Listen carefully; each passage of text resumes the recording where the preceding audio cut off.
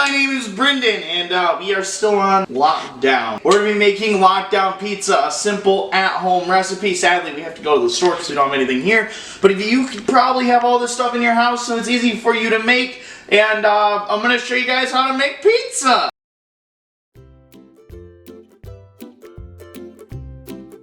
The first thing you're going to want is some warm fucking water. Not hot, warm. Then a teaspoon of yeast, then a teaspoon of sugar, then a quarter cup of water, and you're going to let that bitch sit for 5 minutes and learn its goddamn lesson. Yeah. Then you're going to add 2 more cups of warm water.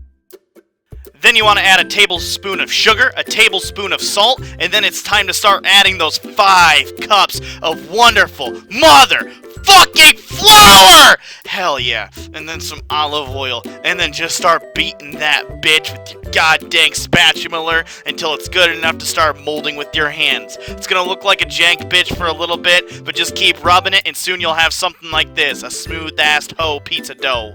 This serving size will make 4 12-inch pizzas, so make sure you take them out, put them in their own bowls, lather that bitch in some olive oil, rub it all up in there, don't worry, it won't ruin the flavor, and then put it in your fridge for at least 24 hours. The longer you have it in there, the better. Now let's make the sauce! You're going to want to get your San Manzano's tomatoes, put them in a bowl, and then just begin to start crushing them with your hands. It gives it a really good texture. Keep crushing them until you're happy. Then, use this thing, because I don't have a blender, because fuck me, and I use a spatula, fuck me. And then you're going to want to add yourself a pinch of sugar, a little bit of olive oil, not too much, not too little, just the right amount, and then oregano. This is very important to have. Make sure you put a good little bit of it. I didn't measure it. And then tomato paste. Get that bitch on there. 2 scoops is good enough. Then mix it all together. This is important. Don't give any to your bird, even if he really wants it. Then wrap it up real nice and put it in the fridge with your other items for a solid 24 hours.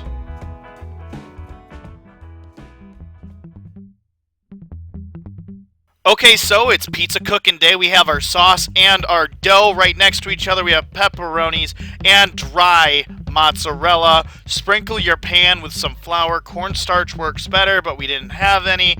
And then get your dough out. Look at that sexy bitch. Start making the crust with your fingers. Just kind of like make little lumps. Don't crush it. And keep doing that until you're satisfied. Put it down in your pan and start spreading it out to the size of the pizza that you want. It can go up to 12 inches. Once you're done with that, start applying your sauce. I like it a little bit more chunky. A lot of people don't, but I prefer it that way. Add some Parmesan, a little bit of shredded mozzarella cheese. Get as much as you want, and then start adding your pepperonis. Then get ready to throw it in the oven at 550 degrees for 10 minutes. I only did it for 7 because I'm a pussy. Just gonna sit there, watch it, crave it, and then pull it out of the oven when you think that it's done, and ta-da. It looks delicious. Try that. It's a good pepperoni.